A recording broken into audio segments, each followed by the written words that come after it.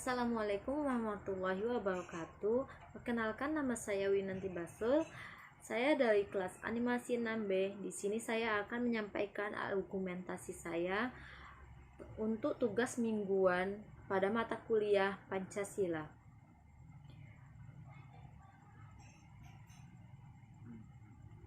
Pancasila sebagai ideologi negara adalah sarana pemersatu masyarakat dan pengarah motivasi bangsa untuk mencapai cita-cita, dan secara lebih luas adalah sebagai visi atau arah tujuan berbangsa dan bernegara di Indonesia. Visi tersebut adalah terwujudnya kehidupan menjunjung tinggi nilai ketuhanan, nilai kemanusiaan, persatuan dan kemanusiaan, juga kerakyatan dan keadilan. Tetapi tidak dengan pemerintahan itu sendiri, juga orang-orang kalangan atas yang menjadi penguasa-penguasa di negeri ini dengan memanfaatkan kalimat Pancasila itu. Ada 4 poin yang akan saya sampaikan di sini menggunakan argumentasi saya sendiri.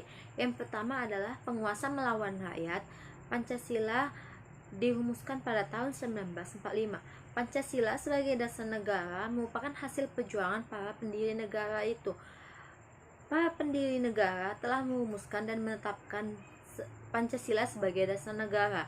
Hal itu dalam rangka menggapai cita-cita nasional sebagai negara yang merdeka, bersatu, berdaulat, adil dan makmur. Dasar negara Pancasila berguna untuk mengantarkan kemerdekaan dan kejayaan pada bangsa Indonesia. Tetapi hal itu hanya berlaku sementara. Pancasila yang awalnya digunakan sebagai dasar negara malah beralih ke pegangan penguasa untuk melawan keinginan rakyat dengan keputusan yang menguntungkan mereka sendiri.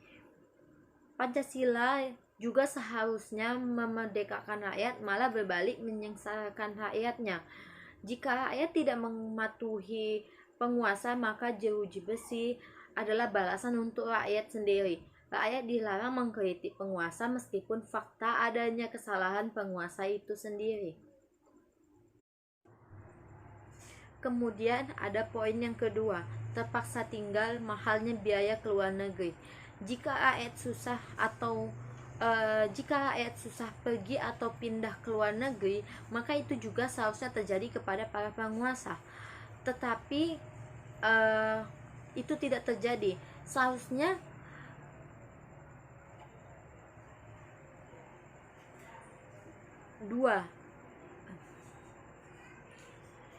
poin yang kedua, terpaksa tinggal, mahalnya biaya ke luar negeri.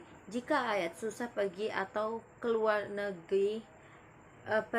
pindah ke luar negeri, itu seharusnya terjadi kepada para penguasa agar Pancasila yang mengatakan keadilan itu benar-benar terlaksanakan. Tapi itu tidak mungkin terjadi karena penguasa bebas bolak-balik ke luar negeri dengan mengeluarkan bergepok-gepok uang untuk mengakses jalan mereka bolak-balik pergi pulang dari luar negeri. Penguasa juga membuat aturan dan persyaratan yang bisa merumitkan rakyat itu sendiri agar susah untuk pergi dan berpindah ke luar negeri. Contoh hal kecilnya adalah rakyat yang ingin menempuh pendidikan ke luar negeri. Karena banyaknya peraturan dan persyaratan yang harus ditempuh, rakyat itu bisa gagal menempuh pendidikan ke luar negeri, dan para penguasa peraturan dari para penguasa, sehingga kita sebagai rakyat Indonesia hanya bisa terdiam di dalam negara kita sendiri. Kemudian ada poin yang ketiga, yaitu menentukan aturan baru, tuduhan makar. Seperti yang saya sampaikan sebelumnya pada poin nomor 1, dengan adanya Pancasila, rakyat tidak bisa mengkritik, menuntut, atau mengkhianati rakyatnya sendiri.